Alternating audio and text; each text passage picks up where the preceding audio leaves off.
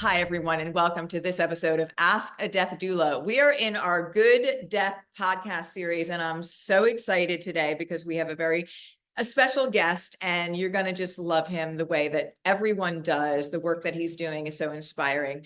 So this is Dr. Michael Fratkin, and he's a rural palliative care physician with a long history of local innovation, national influence, and a passion to create access for disregarded communities. He has worked for decades in an effort to bridge psychedelic science to the care of people and their families facing psycho-spiritual challenges of serious illness, approaching death, and complex grief.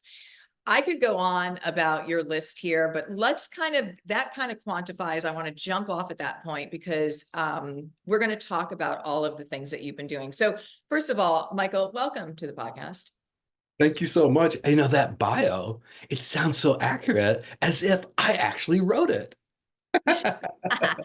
Well, I've known you for years now, and I've known of you, and your work has always spoken to my heart. And it's today where we need those innovative ideas, thought leaders change for creating the new world that we're being asked to create. So you are one of those people, and I'm glad that we're having this moment together because there's incredibly beautiful things that we want to share with people, not just about your work, but how they can get involved. So, Michael, I want to ask you first, if I can, what was your path to becoming a palliative care doctor? Did you always know you wanted to do that work? Did you find yourself stumble upon it? What was the path there? Tell me, do you want the small, medium, or large story? I'm gonna take a large, and if I have to pull you back, I will. Okay. Well, when I was 8 years old, my grandfather died, and my grandfather was everything to me. I mean, he was the only adult, as I look back all the way to being a child. Um, he's the only adult that actually seemed to be looking for me. Like, Hmm. am I? Yeah. Listening and interacting in a way that was curious and acknowledging of me as a person rather than an object, this person's kid, that person's grandkid. Um, the subject of me was interesting to him, and vice versa.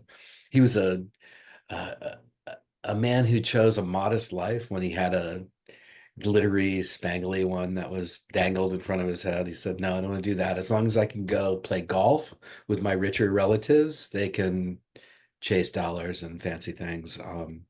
And Ooh. so he was a musician, a music teacher. For a few years on vaudeville, he was a part of a duo with his brother, who ended up going to Hollywood and being a big shot and living a dark and difficult life. Ooh. Uh, but Willie was a giant, and he was a giant, but he was like about 4 foot 10 inches tall. Yeah. And he had polio when he was little, having come over from Ukraine, and he was just a gem.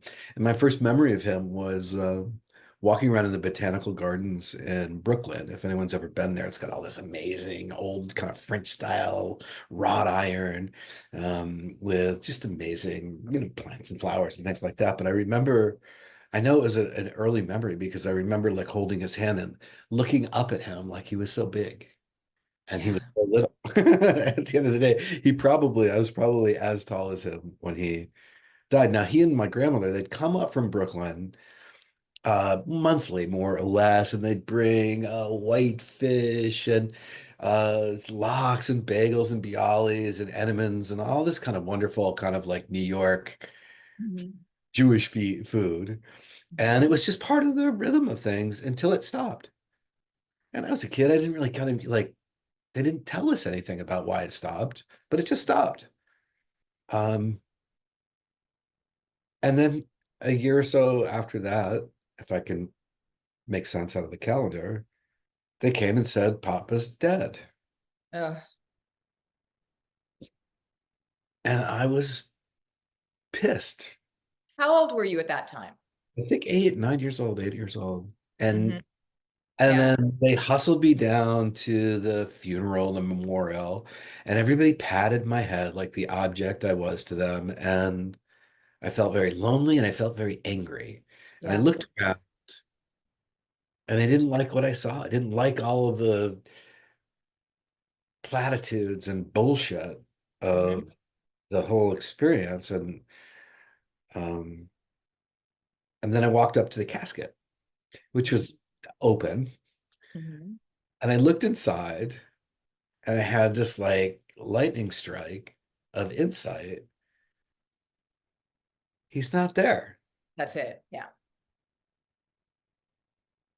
And part of me was like bedazzled by the question of, well, then where is he? But then I looked around at this like social fabric that was so pretending so much and so many things. Yeah. And um and it was this startling moment of like, wow, I am in this family, in this society, in this world, but not necessarily of it. Right.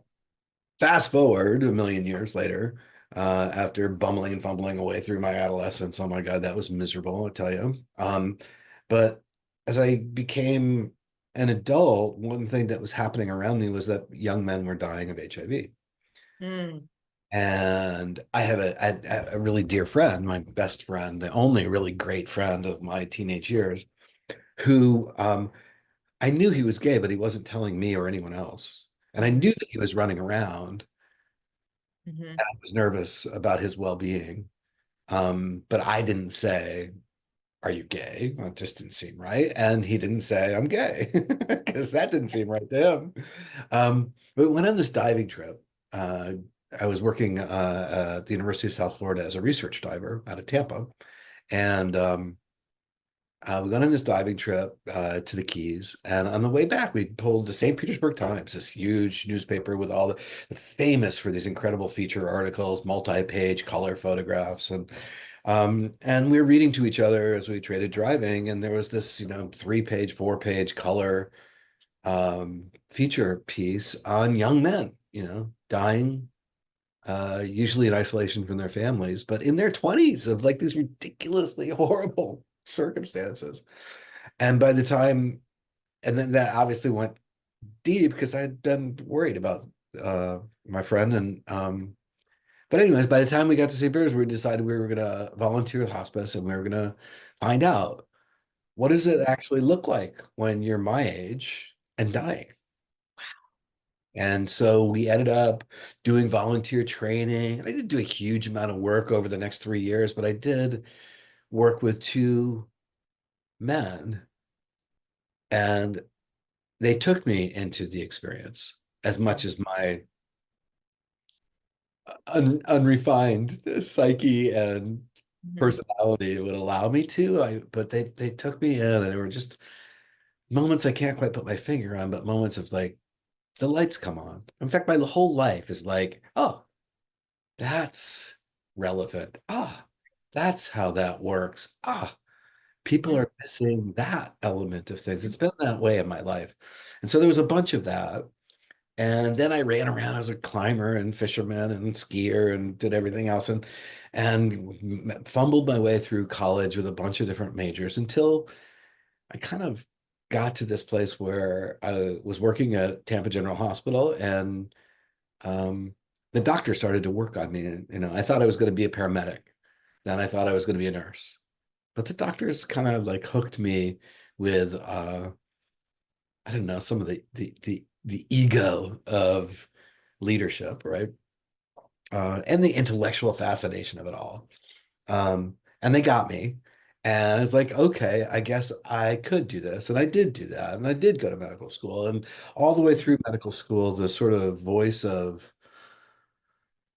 the bedside were speaking to me while they were shoveling, Hmm. wheelbarrowfuls of information into my head and wheelbarrows full of culture.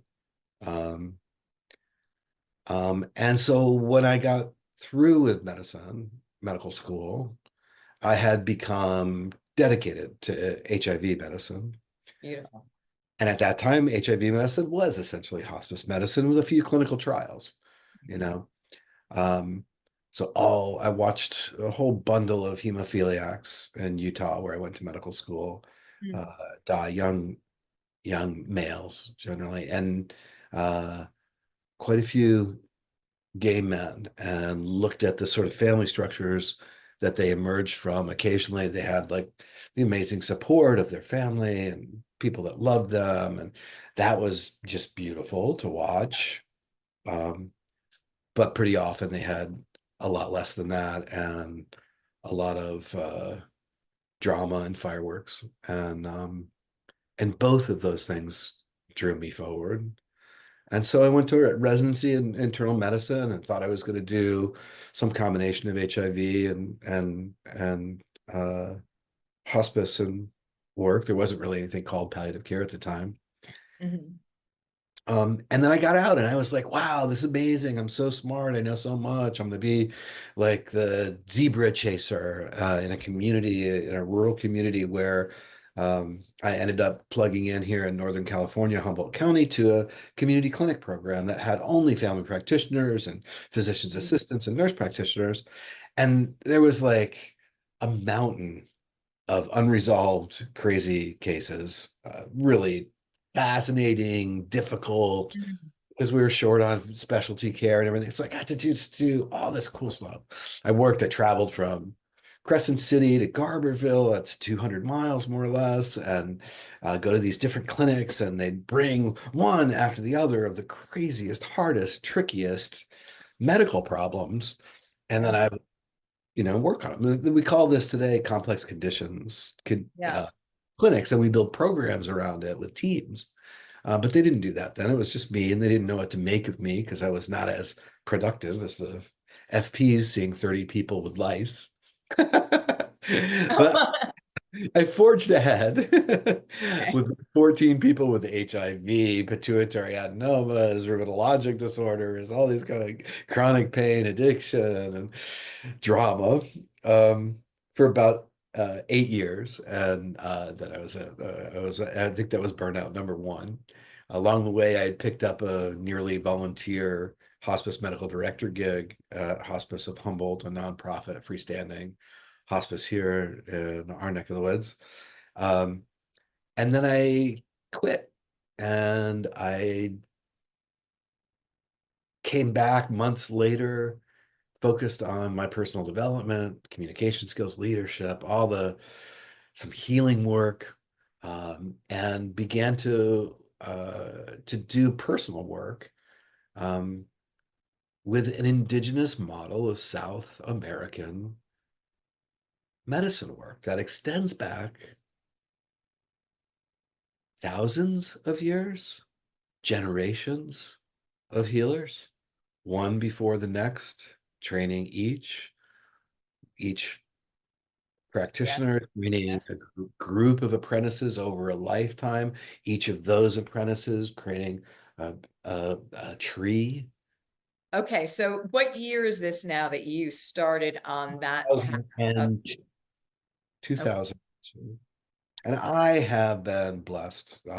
There's a lot of nonsense in the underground world of psychedelic medicine work. There's a lot of nonsense in above ground work with psychedelic medicine and care. Um, but I have been blessed by a lineage. My teacher, I could ask him to recite his Yeah. teacher, and he can take me back like Yeah.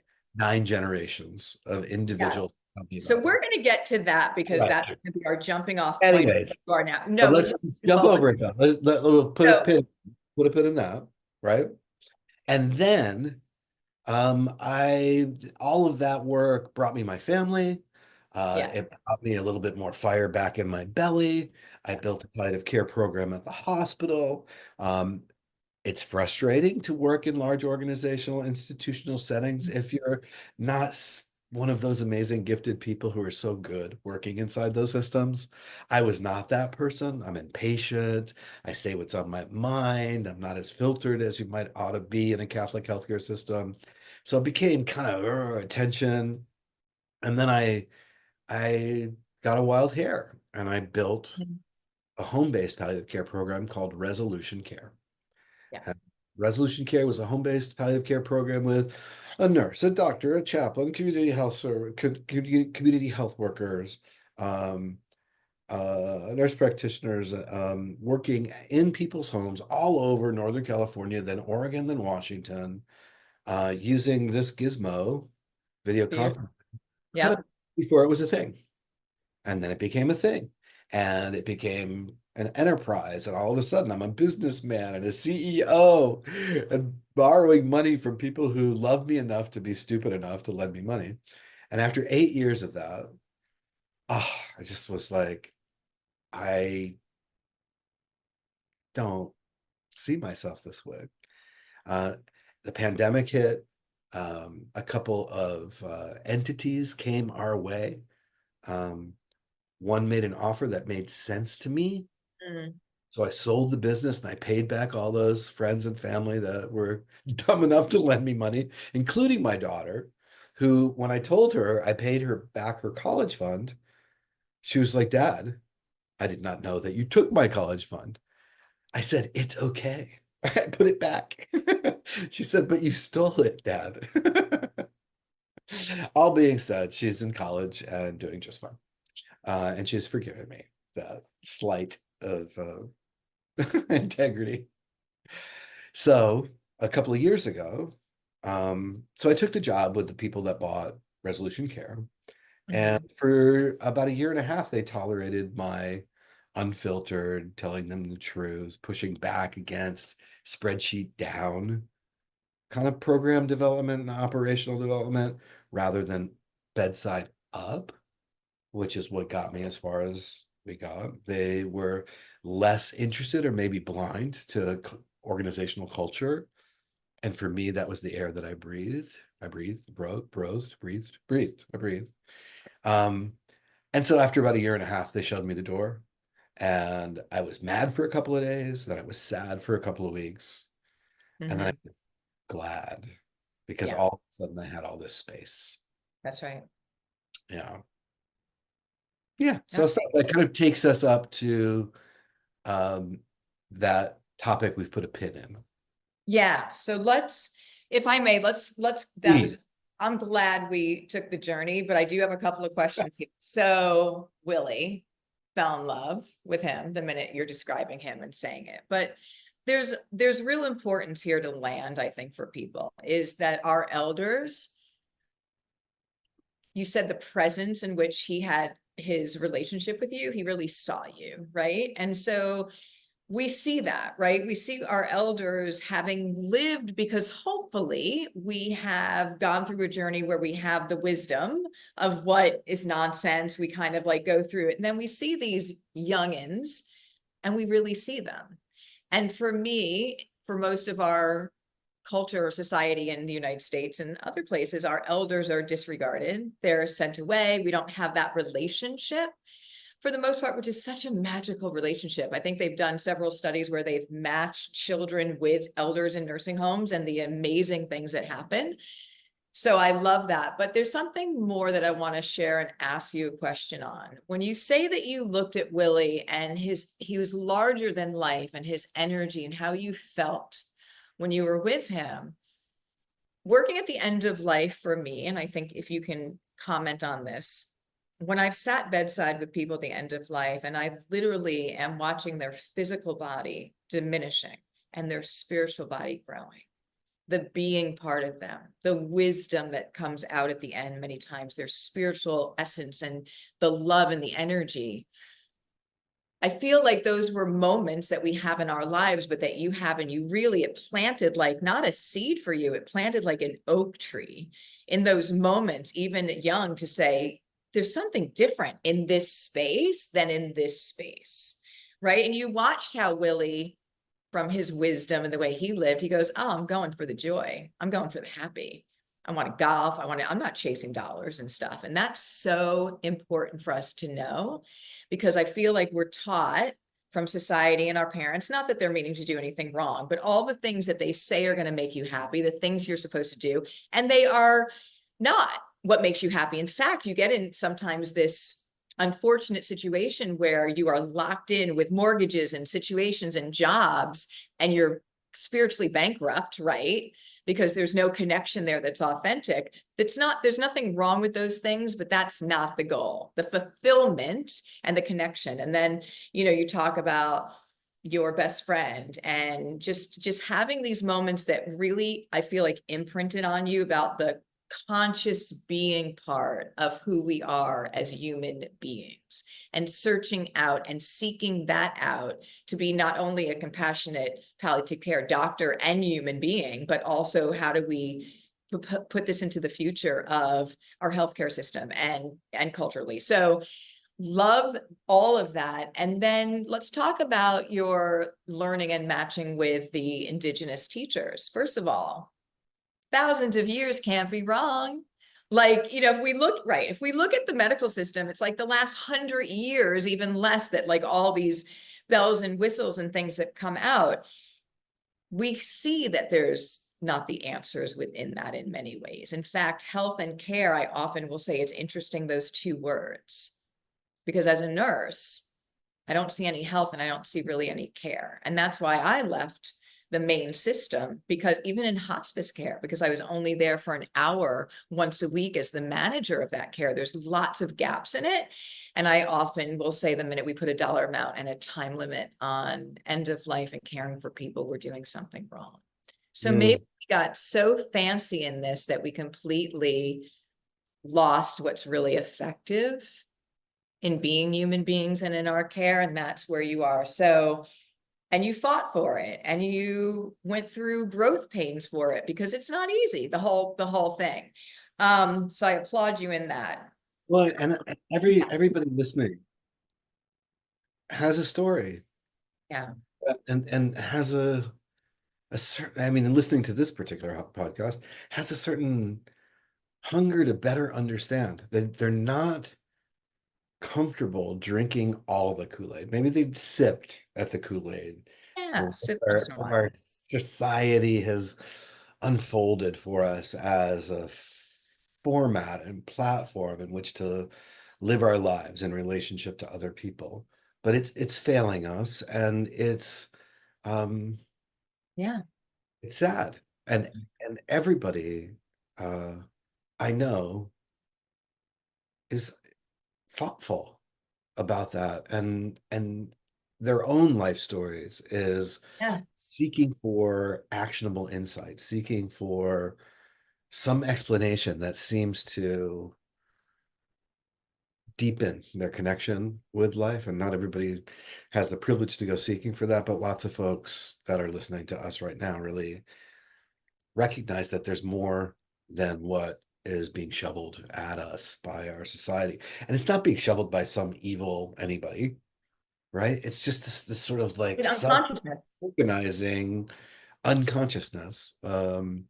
It's a really unconsciousness, because if we don't live intentionally, we're going to fall into the unconscious way. And all of the unconscious is what we're walking through. And I do want to just say, I know that people on this podcast for sure, but I think more people than you think know that there's a better way.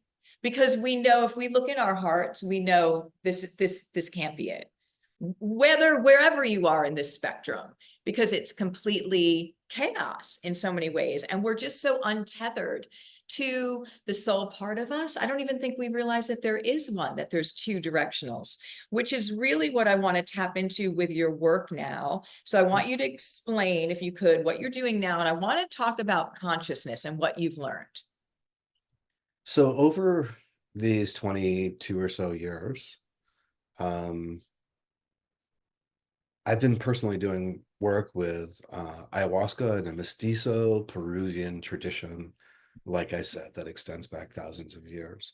Yeah. In addition to other more playful, uh, fun use of psychedelics, they're not necessarily all that different. They're different domains, but so it was very secretive about it, very closeted. about this work, even while watching it deliver results in my understanding of my place among people. There would have been no creation of an organization that ultimately took care of 5,000 individuals, maybe 25,000 family members in a community of about 125,000. That wouldn't have occurred. I wouldn't have been able to, or we wouldn't have been able to create a living for, I don't know, probably 200 employees and their families over the course of that time. Um, we wouldn't have been able to make relationships with the native communities around us. We wouldn't have been able to take care. I mean, most of those people were dirt poor, um, Mhm.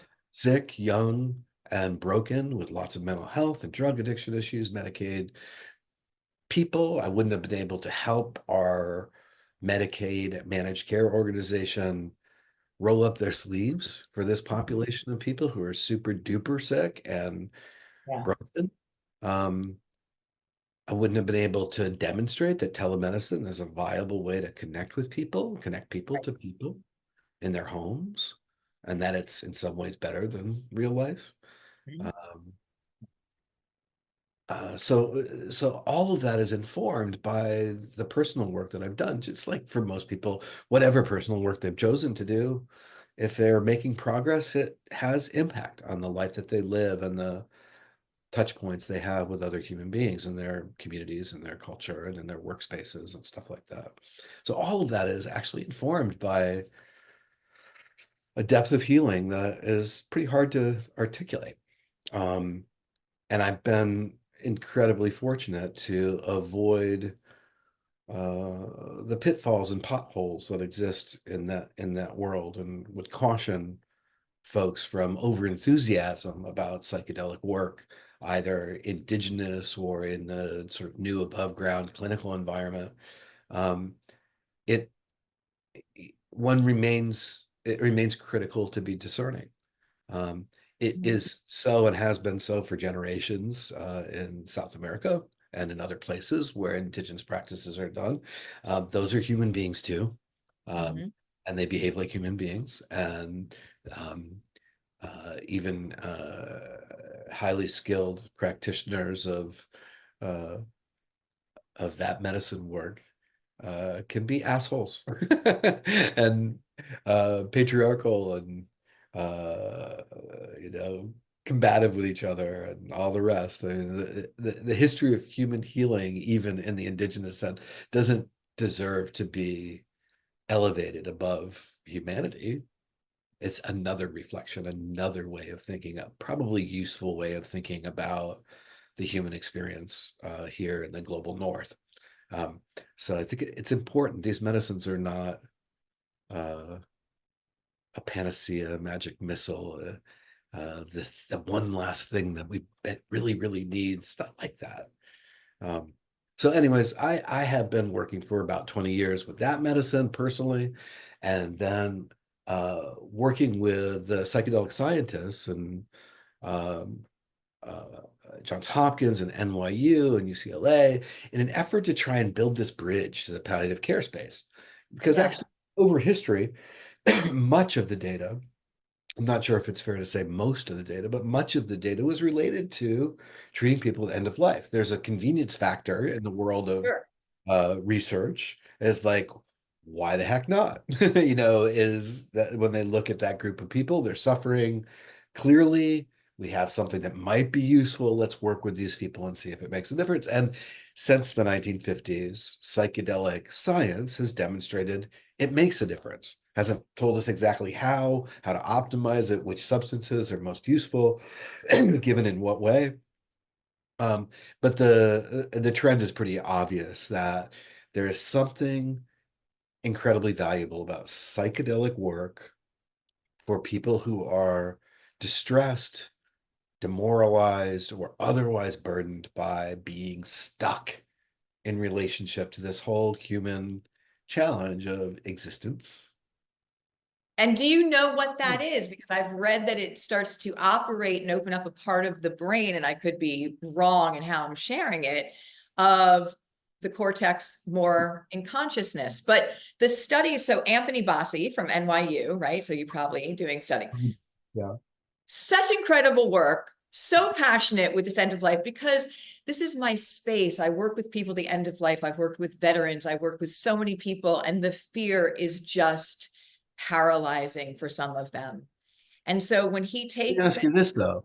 yeah. When you look at the whole, I'll make a statement and then you can respond and see if it matches your experience. It seems like almost no matter what we do for about a third of people, Oh, here you go. they just do such beautiful work organically. Like Yes. about So we want and to, so it's so for me, it's like a saucer of milk that yes, that yes.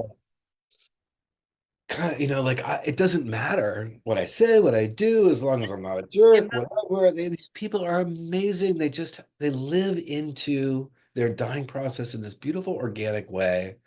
And it's my job to just solve a few problems at the periphery while they do their magic work. And it is so inspiring to see. It's so relevant to those of us who are not dying to That's have right. the privilege to It's witness. everything. So hospice nurses, hospice and palliative doctors, Families. families, caregivers of various sorts, doulas, we're Yeah. drawn to that third. And hopefully, in working with that third of people, our batteries get charged. I mean, most people are running the other direction from 100% of those people because the whole Oh, thing it teaches you puts everything it about out. life. Yeah. But we move towards it. And I Right. think it's because of the unique and varied and individual ways that some people just make their way through. This concept would be applied to principles we use in psychedelic care is that people have a tendency towards wholeness. People have an inner healing intelligence. Mhm. That inner healing intelligence helps them to grapple with and untangle the knots in front of them as they come to experience the difference between existence and non-existence, Mhm. living and dying. Mhm. And that within us all, even the other two-thirds, there lives this inner healing intelligence, this Their tendency towards soul, it's wholeness. their higher self. It becomes alive. We see it. So have we removed end of life, which would teach you everything about life? We don't see it anymore. It's the number one fear in the world. Look at our world. It's full of chaos. If we saw this, if we said, whoa, wait a minute, it changed my life the first day I was in this space. I never looked at everything the same way, in the most beautiful way, right? And your audience as well. I mean, that's why they're here, Yes. right? Um, Yeah. but then there's this other group of people, right? And for this group of people at the sort of battery charging side of the spectrum, um, if they want to have an experience with legal, above ground, safe psychedelic use, I'm Yeah. happy to provide it to them, but it's kind of superfluous. And there's not that many of them who are in this process um, that really want it unless it's been a part of their life beforehand and they just kind of want to explore, experiment, and be inside of this experience in a new and different way with a different kind of state of consciousness, right? But so for those people, it's not really needed, but it may be Yeah. desired, and it's certainly possible to offer them those experiences above board and legal. That's ketamine in the Yeah. current state of affairs, using ketamine assisted therapies to support people. The middle third, let's talk about them as a mixed bag, right? But that other third of people who are stuck, broken, mentally ill, Yes. thrashing about Addicted, trauma. inadequate services, inadequate support, shitloads of trauma. Am I allowed to say things like that on this? Um, I haven't had it before, but okay, let's do it. It's All authentic. right. Well, this I is the mean, way authentic. We're good. Yeah. it's a sort of come as you are party with you. So One dose, I heard. One dose can sometimes make a big difference. sometimes it can, and then six doses can sometimes not make a Okay. big. I Okay. mean, I'm just going to always Mhm. provide that balancing Okay. act it's easy to get excited about something that works where we don't have a tool previously, other Sure. than hand holding, which is not nothing, but that helps in that middle third. But sometimes for those people Yeah. who are like looking up at the bottom of Maslow's hierarchy and can't even, the first thing you've got to do with them is you got to get them housed, you got to get them cared for, you got to get their Yeah. symptoms under control. Sure. Sure. And then you can see and that's where good hospice care, good palliative care, good nursing, good caregiving makes all the difference in the world, you know. Yeah. Of Um, Once you get those basic things done, course. Yeah. Sure. we just haven't had tools for people who are so Exactly. afraid, Yeah. so angry, so lost inside of their Traumatized. own Yeah. hollow years of trauma. We Right. have any tools to get them out, Yeah. um, outside of, again, love, respect, kindness, prayer, if that's up their alley. Those things are beneficial for some of those people and are make the difference and get them moving towards sort of healthy developmental experience of the human condition of dying. Um, May I ask you what is your feeling on forgiveness in this space?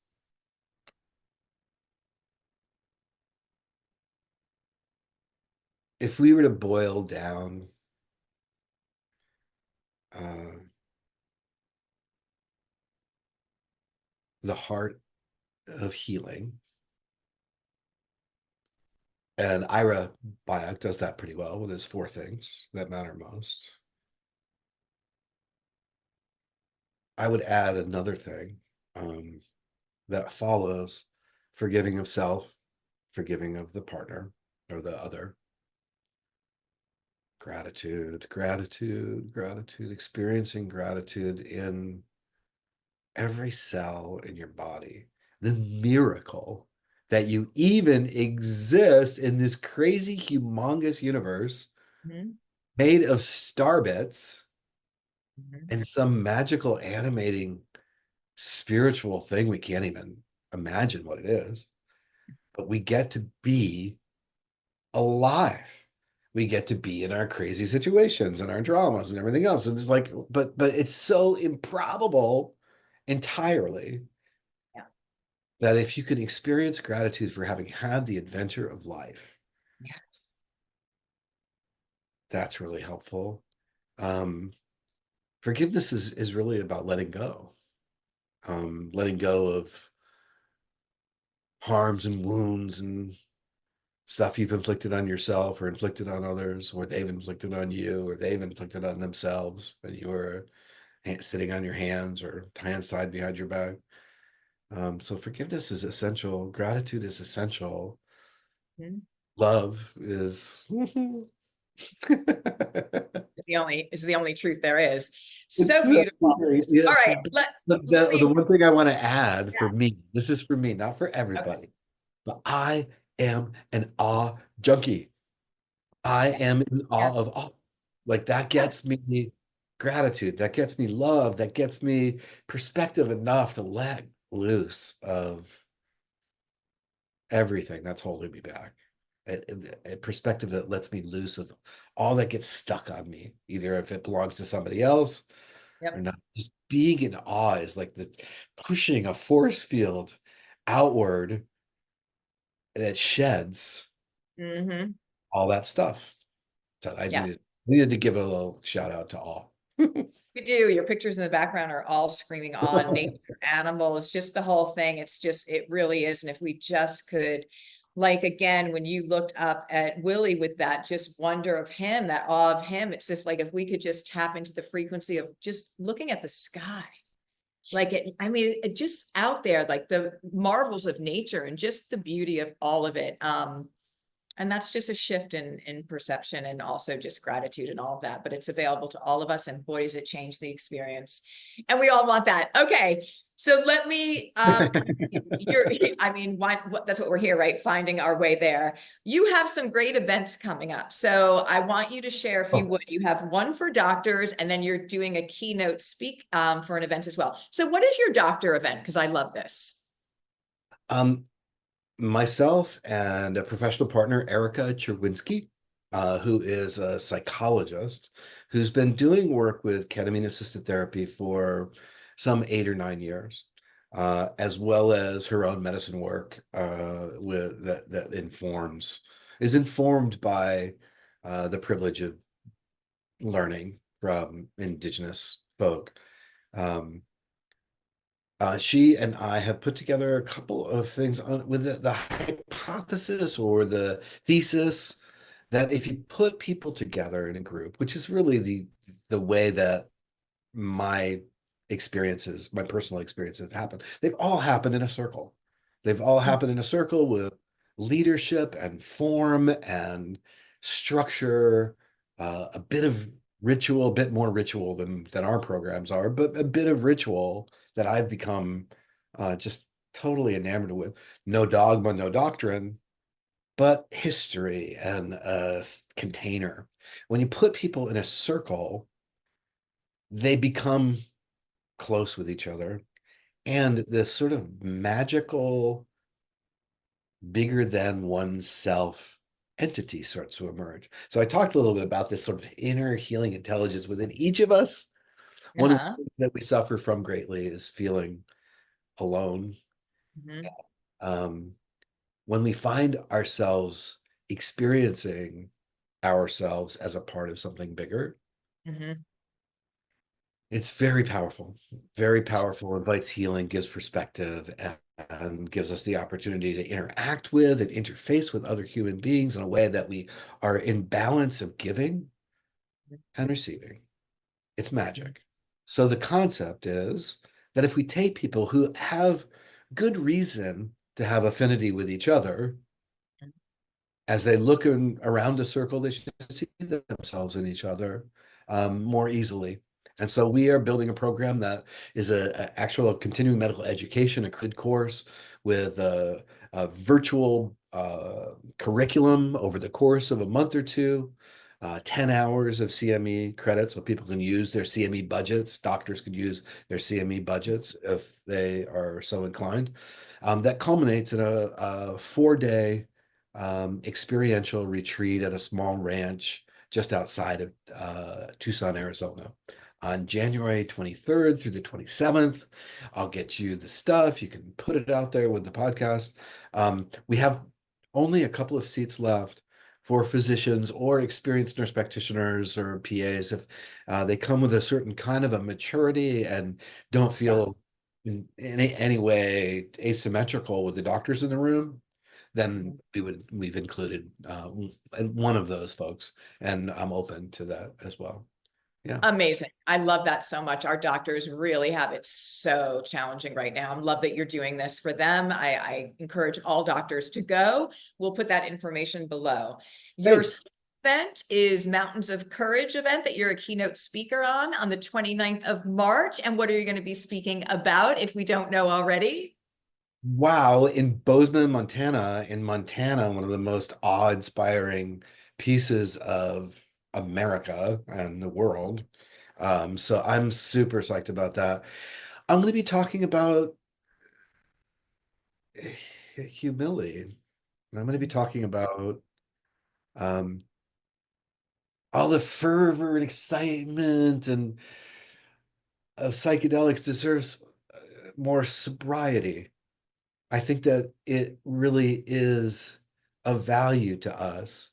Yeah, Who does it, how we do it, where we do it, these all require yeah, a frame shift. sure. Yeah. Never before in healthcare have we ever induced on purpose a non-ordinary state of consciousness with healing intent.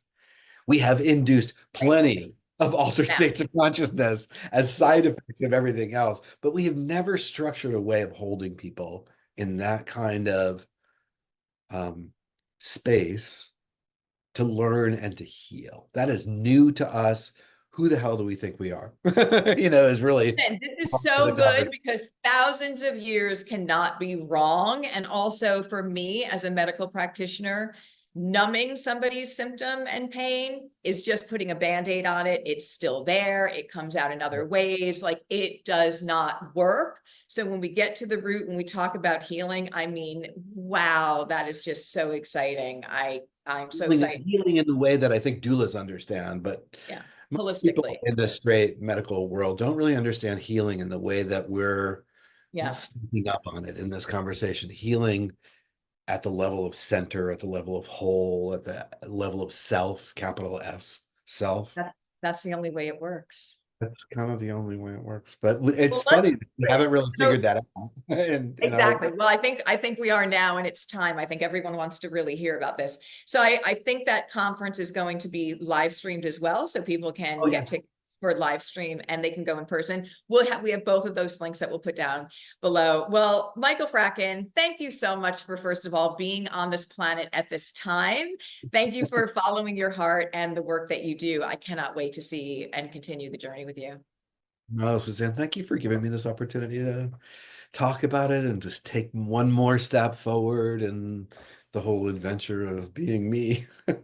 Well, it's beautiful. And thank you so very much. So we look forward to so much more. Okay, everyone, this was Ask a Death Doula. We are in the Good Death Seminar series. So if you want your tickets, they are live below as well. Michael, thank you so much. And we'll see you guys in the next episode.